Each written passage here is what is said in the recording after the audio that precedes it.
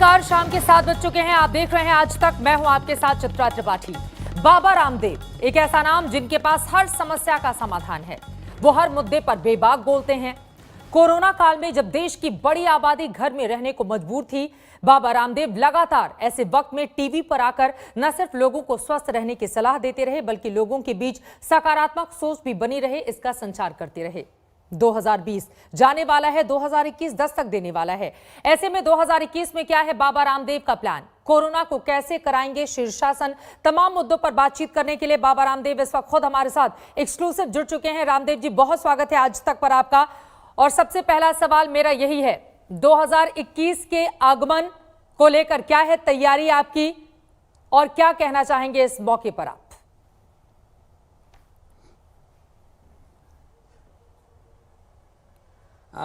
प्रणाम मेरी बहन चित्रा जी। और मैं आज अकेला ही नहीं आया, मैंने आज पूज्य आचार्य भाषण जी को भी कहा कि हम साथ साथ मिलकर के संगच्छध्वम संवदध्वम संवो मनांसी जानताम, हम एक नए भारत के निर्माण के लिए, आत्मनिर्भर भारत के निर्माण के लिए, जो पूरे देश में और दुनिया में ड्रग माफिया, दवा माफिया, शिक्षा माफिया और अलग अलग क्षेत्रों में जो मजहबी माफिया, सामाजिक माफिया, वैचारिक उन्माद फैलाने वाले जो माफिया तंत्र है, उस पूरे षड्यंत्र के खिलाफ हम लोकल फॉर वोकल की आवाज बुलंद करेंगे, भारत को आत्मनिर्भर बनाएंगे। और कोरोनिल तो एक रोग विशेष के लिए हमने एक औषध बनाई थी।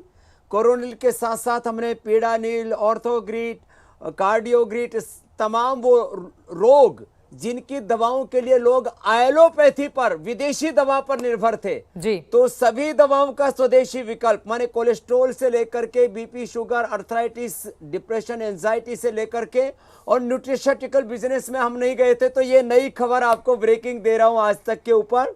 पूज्य आचार्य जी और हमारे साइंटिस्टों ने मिलकर के नेचुरल विकल्प तैयार किए हैं, विटामिन डी के, B12 के, आयरन के, कैल्शियम के, मैग्नीशियम के, जिंक के, और जितने भी तरह के हमारे मल्टीविटामिन्स हैं उनको हम ये केमिकल्स वाले स्रोत से खा रहे थे या एनिमल वाले स्रोत से खा रहे थे। तो एक नई क्रांति की शुरुआत होगी और हम एक स्वस्थ, समृद्ध, आध्यात्मिक भारत और आध्यात्मिक विश्व के निर्माण की दिशा में बढ़ेंगे और उसमें एक बड़ा योगदान पतंजलि का होगा। आपदा में अवसर ढूंढा है शानदार तरीके से बाबा रामदेव जी आपने। ऐसे में अब कोरोना के नए स्ट्रेन की बात हो रही है, ऐसे में जिन तमाम दवाइयों का आपने जिक्र किया या जड़ी बूटियों का, उनके जरिए ये जो नया स्ट्रेन है इसको कैसे दूर किया जाएगा? इसको लेकर क्या है तैयारी आपकी? और मैं चाहूंगी बालकृष्ण जी भी आपके बगल में बैठे हुए हैं, उनसे भी एक दो सवाल अगर आप कर पाए, या मेरी आवाज जा रही हो तो उनसे भी जवाब चाहूंगी।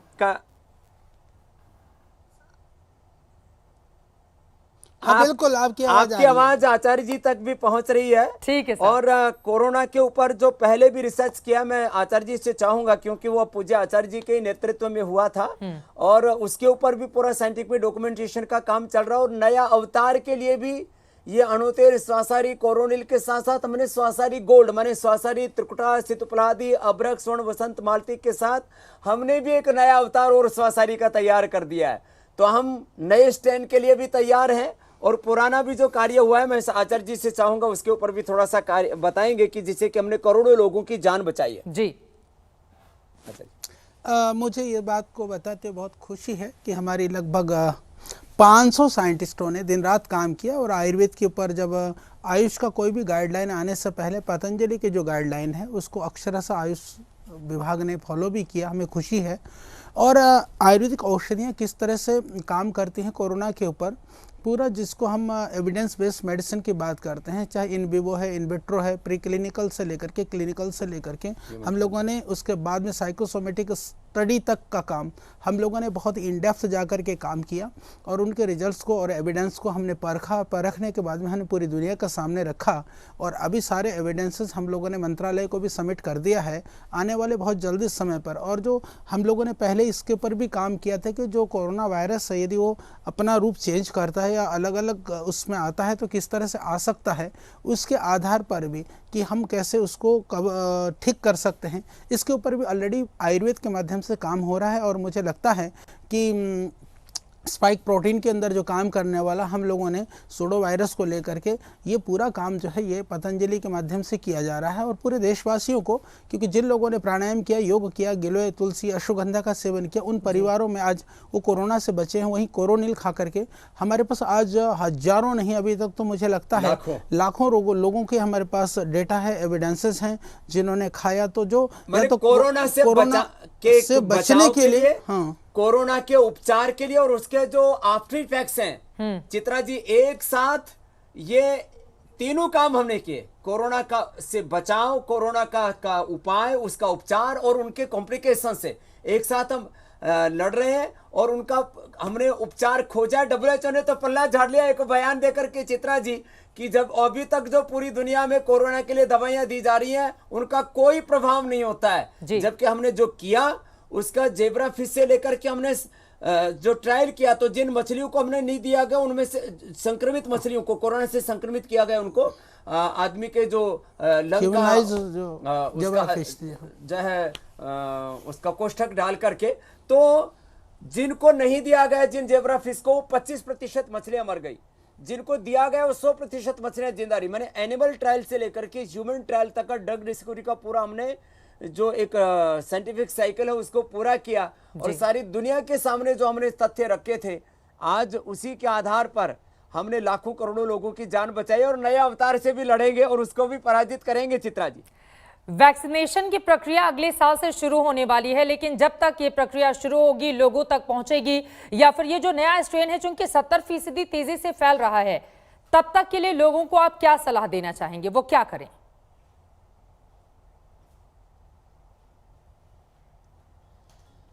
देखिए, रोज भस्त्रिका करें।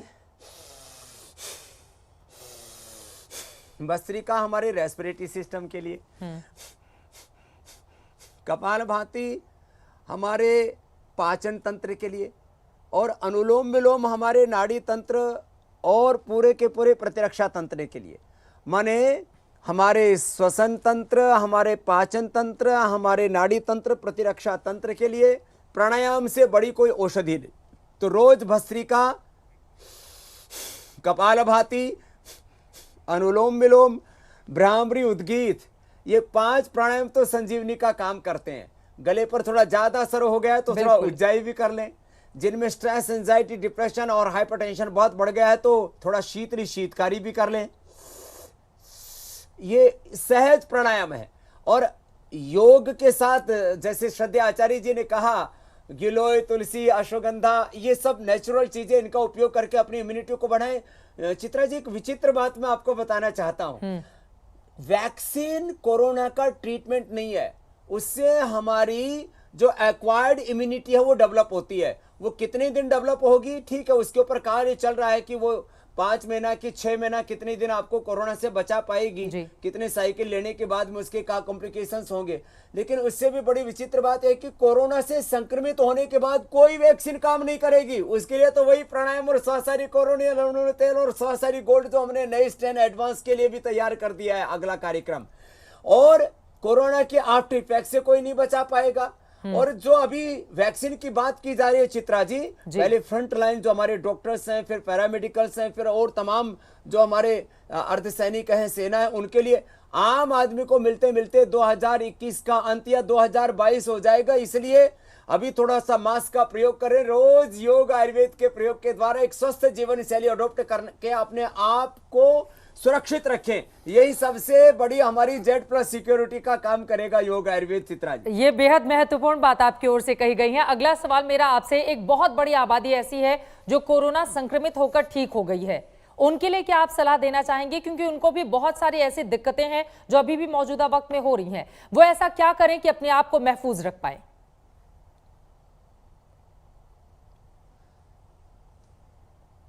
मैं हजारों लोगों से मिला हूं, क्योंकि पतंजलि योगपीठ का एक बहुत बड़ा नेचुरोपैथ का हमारा सेंटर है, जहां पर 500 लोग अभी मेरे साथ रोज रह करके अपने आप को आरोग्य दे रहे।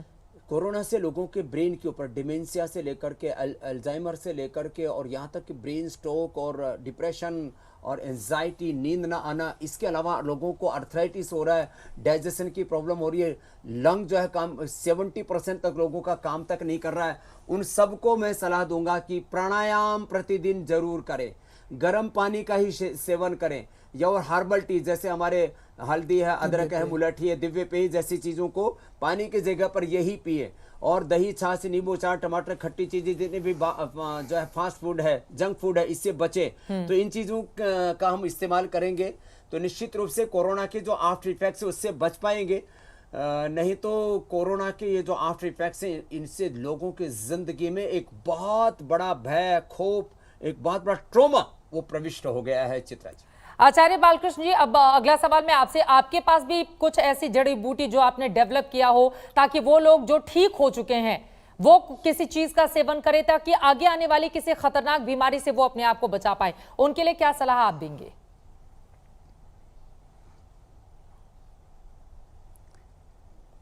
इम्यूनिटी को बढ़ाने के लिए या कोरोना के आफ्टर जो इफेक्ट से उसको रोकने के लिए सबसे बेहतरीन उपाय है स्वासारी गोल्ड। जैसा भी हमने जो स्वासारी पहले से बहुत प्रचारित किया था, जिसके अंदर आयुर्वेद के जो हमारे रेस्पिरेटरी सिस्टम को स्ट्रॉन्ग करने की जड़ी बूटियां हैं, वो बहुत ही कारगर सिद्ध हुआ है। जो पैचेज बनते हैं लंग्स में या दूसरी जो प्रॉब्लम्स होती हैं उन सब को रोकने के लिए भी, और घरेलू रूप में यदि कोई करना चाहें तो उसके अंदर जैसे पहले से ही हम लोगों ने कई बार बताया भी है, गिलोय, तुलसी, अश्वगंधा, इसमें थोड़ा सा लौंग और काली मिर्च मिला करके 5 चीज़ों का, और दालचीनी छठा जो है थोड़ा, ये 6 चीज़ मिला करके सुबह शाम चाय की जगह आप इसी का काढ़ा चाय बना करके पिए, सुबह शाम दोनों टाइम। छोटे बच्चों को भी आप पिलाएं तो ये बहुत ही कारगर है, पूरी आपका पूरा सिस्टम को पूरा क्लीन करेगा और जो आफ्टर इफेक्ट है उसको पूरा खत्म करने में। और घर में ही लोग जीरा, सौंफ और धनिया, इसका पानी पिए, इससे लोगों के पेट में जो गर्मी हो रही है उससे उनको राहत मिलेगी। और अनार का सेवन करें, अनार, आंवला, सेव, मौसमी, ये उनके जो डाइजेस्टिव सिस्टम पर प्रॉब्लम आई उनसे लड़ने के लिए उनकी मदद करेगा। और जो ब्रेन पर लोगों को इफेक्ट किया उसके लिए मेधावटी और अश्वगंधा का उपयोग करते हैं, या जो स्पिरुलिना है, ये भी बहुत ज़बरदस्त चीज़ है इससे मुकाबला करने के लिए। और मोरिंगा सब जगह मिलता है, जिसको सहजना कहते हैं, वो मोरिंगा की टैबलेट बाजार से भी ना खरीदें, अपने चारों तरफ कहीं ना कहीं सहजना होता है, उसकी पत्तियों को लोग, उसका जो भी उसकी फली होती है, उनकी सब्जियां अक्सर बना करके खाते हैं, तो उसके पत्तों को भी पी लेते हैं। तो वो भी अपने आप में एक मैजिक ट्री है जो हमारी इन सब प्रकार के कॉम्प्लिकेशन से रक्षा करता है। चित्रा जी, अब वो मैजिक आप क्या बताएंगे जो लोग कोरोना काल में घरों में रह गए और मोटापे का शिकार हो गए, चाहे वो छोटे बच्चे हैं, घर की महिलाएं हैं, या ज्यादातर एक बड़ी आबादी? इस सवाल का जवाब आप दीजिएगा, लेकिन बाबा रामदेव जी, चूंकि हर एक मुद्दे पर आप खोलकर बेबाक राय रखते हैं, कोरोना काल में मोटापा कैसे दूर भगाएं, इस सवाल का जवाब मैं लूं। लेकिन उसके पहले, चूंकि किसान आंदोलन भी देश भर में किस तरह से अलग अलग हिस्सों से खबरें आ रही हैं, खासतौर से राजधानी दिल्ली के बॉर्डर पर पंजाब और हरियाणा के किसान इस वक्त दमे हुए हैं, डटे हुए हैं। कल बातचीत होनी है सरकार और किसानों के बीच में। बाबा रामदेव चूंकि हर मुद्दे पर बोलते हैं, इस वजह से मैं आपसे सवाल ले लेती हूं, क्योंकि आपके पास तमाम समस्याओं के समाधान भी हैं। अविश्वास की कमी सरकार और किसानों के बीच कहां पर नजर आती है आपको?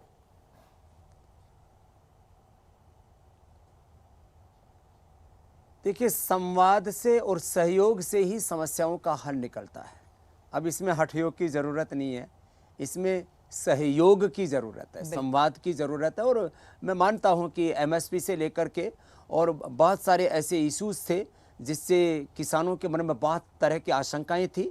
बिल में ज़रूर सरकार को संशोधन करने चाहिए और एमएसपी की गारंटी सरकार को देनी चाहिए। उसको लीगलाइज करने की बात कर रहे हैं तो उसके ऊपर भी सरकार को गंभीरता से सोचना ही नहीं चाहिए, उसको एग्जीक्यूट करना चाहिए। और जहाँ तक किसानों का प्रश्न है तो किसानों को भी कि तीनों कानून ही रद्द होने चाहिए, इसकी बजाय बीच का रास्ता खोजना चाहिए। क्योंकि मोदी जी की भी जो नीयत है, उनकी जो नीतियाँ हैं, वो भी क्यों किसानों का बुरा चाहेंगे? वो तो प्रॉमिस कर चुके हैं देश को कि मैं किसानों की आय डबल करना चाहता हूँ। तो मुझे लगता है मोदी जी भी इस बात के लिए चिंतित हैं और पूरी सरकार के भी कई लोगों से इस दरमियान मेरी बातचीत हुई है, तो सरकार के लोगों में भी संवेदनशीलता है। और इधर से हमारे जो किसान भाई हैं, जो इस देश के अन्नदाता हैं, भूमिपुत्र हैं, वो भी ज़रूर सहयोग के हाथ आगे बढ़ाएंगे। और मैं आश्वस्त हूँ इस सहयोग से, संवाद से या जो है एक रास्ता निकलेगा और जो गतिरोध है या अवरोध है ये खत्म होगा। हठयोग की जगह एक नया राजयोग जो है वो अब कल तक निकल करके आना चाहिए, ऐसी अपेक्षा करते हैं चित्रा जी। हठयोग कौन कर रहा है?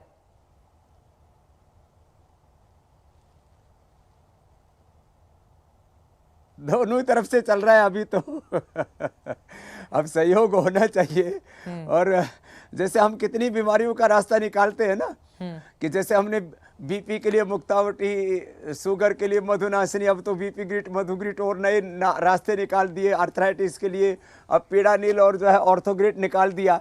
ऐसे ही हर बीमारी के लिए, अब जैसे मोटापा के लिए हमने पहले तो गोधन अर्घ दिया, लोगों को बोला कि भाई कम से कम जो है आप 5 अभ्यास ही कर लो, स्थित कोणासन, भुजंगासन, अर्धलासन, पाद वृत्तासन कर लो, थोड़ा कपाल भाती कर लो, सुबह उठ करके गर्म पानी में थोड़ा नींबू और शहद मिला करके पी लो, थोड़े लौकी कल्प कर लो। लौकी कल्प से हमने एक महीने में लोगों का 20 किलो वजन घटाया है। लौकी का जो है सूप बना ले, माने छिलके सहित लौकी को क्रश कर लें, उसके अंदर ग्राइंडर में उसको पीस ले, और पीस करके 1 चम्मच गाय के घी में थोड़ा सा जीरा, थोड़ी सी उसके अंदर जो है अजवाइन और थोड़ा हींग डाल करके और सेंधा नमक डाल करके ये जो है लौकी का सूप बनाए, यही पिए और प्राणायाम करें, कपालभाति, तो इसमें रामबाण काम करता ही है।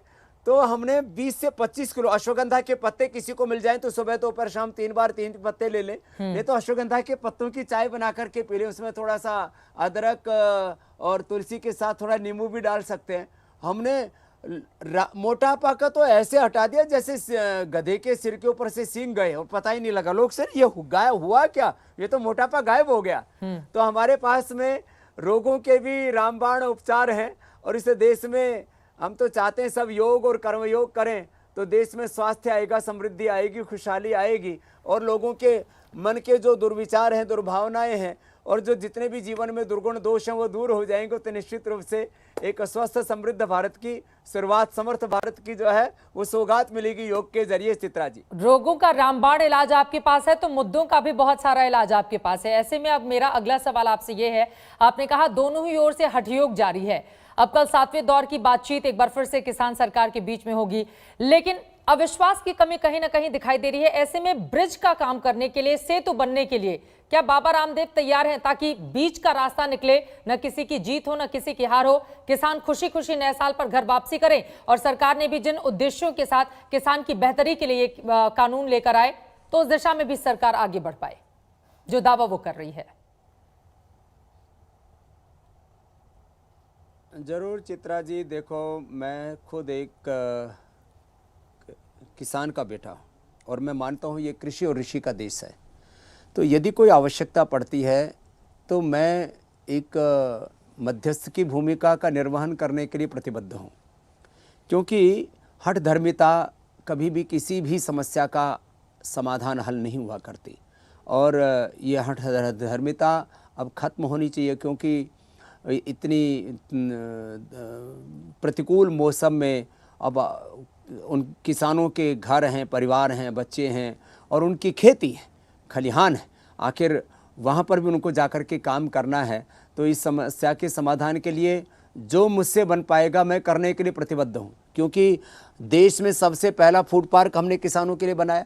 करीब 5 लाख किसानों के जीवन में हम समृद्धि लेकर के आए, जो सीधे तौर पर पतंजलि से जुड़े हुए हैं।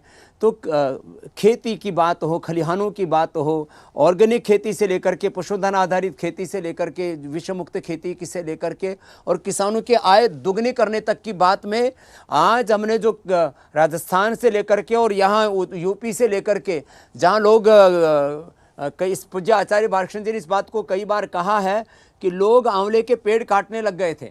हमने करोड़ों रुपए, सैकड़ों नहीं हजारों करोड़ रुपए इस देश के किसानों को गिलोय के माध्यम से, आंवला के माध्यम से और एलोवेरा, जहाँ राजस्थान की उस रेतीली भूमि में जहाँ पर एक दाना नहीं उपजता था, वहाँ 1 एकड़ जमीन का हमने 50,000 रुपये से लेकर के 1 लाख रुपए तक एक साल में किसान पा लेता है, जहाँ 50,000 रुपये में 1 एकड़ जमीन मिल जाती है। तो हमने तो जमीन से जुड़ करके किसानों के लिए काम किया है, और यदि कोई ऐसा अवसर आया तो स्वामी रामदेव इस बार के लिए प्रतिबद्ध और संकल्पित है कि समस्या का समाधान निकलना चाहिए और दोनों ही तरफ से हठ धर्मिता खत्म होनी चाहिए।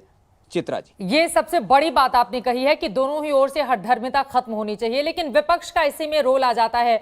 राहुल गांधी लगातार ट्वीट करके सरकार पर निशाना साध रहे हैं। अभी वो विदेश भले ही चले गए हों, लेकिन वीर तुम बढ़े चलो, धीर तुम बढ़े चलो इस कविता के जरिए सरकार पर तंज कसा है। तो अन्नदाता को ये सपोर्ट कर रहे हैं कि तीनों ही कानून वापस लिया जाए, इसको लेकर लगातार वो निशाना साध रहे हैं। राहुल गांधी की इन बातों पर क्या जवाब है आपका?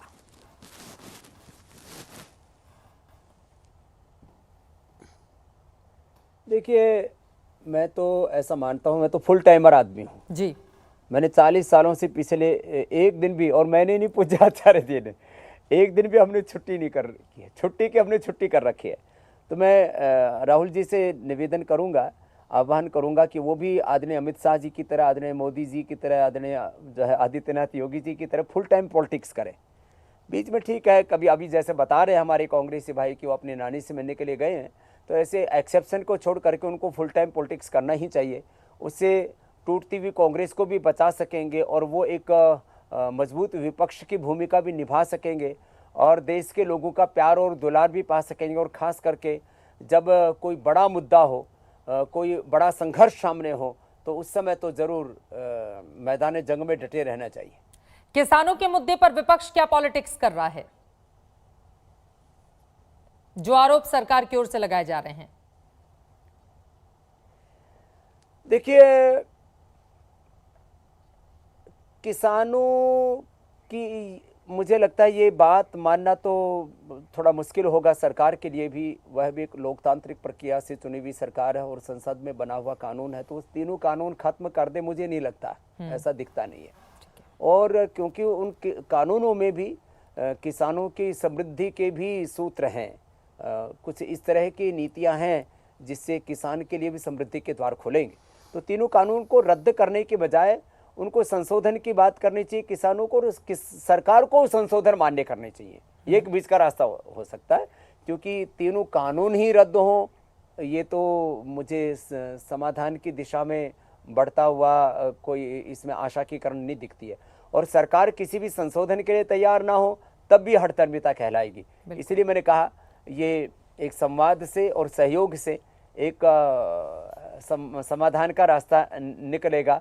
और मैं आश्वस्त हूँ कि जल्दी ही इस दिशा में कुछ परिणाम आना चाहिए। चलिए, बहुत शुक्रिया बाबा रामदेव जी आपका, आचार्य बालकृष्ण जी आपका आज तक से जुड़ने के लिए और तमाम मुद्दों पर अपनी बात रखने के लिए। बाबा रामदेव ने बहुत महत्वपूर्ण बात रखी है कि हठ योग छोड़कर संवाद की दिशा में तेजी से आगे बढ़ना चाहिए, ताकि एक नए भारत की ओर न सिर्फ हिंदुस्तान अग्रसर हो पाए, बल्कि किसानों का ये जो आंदोलन चल रहा है वो भी खत्म हो, दोनों ही तरफ की बात रह जाए। इसको लेकर सरकार आगे कैसे बढ़ेगी, इस पर रहेगी आज तक की नजर। एक छोटे से ब्रेक के बाद हम फौरन लौटेंगे, आप देखते रहिए।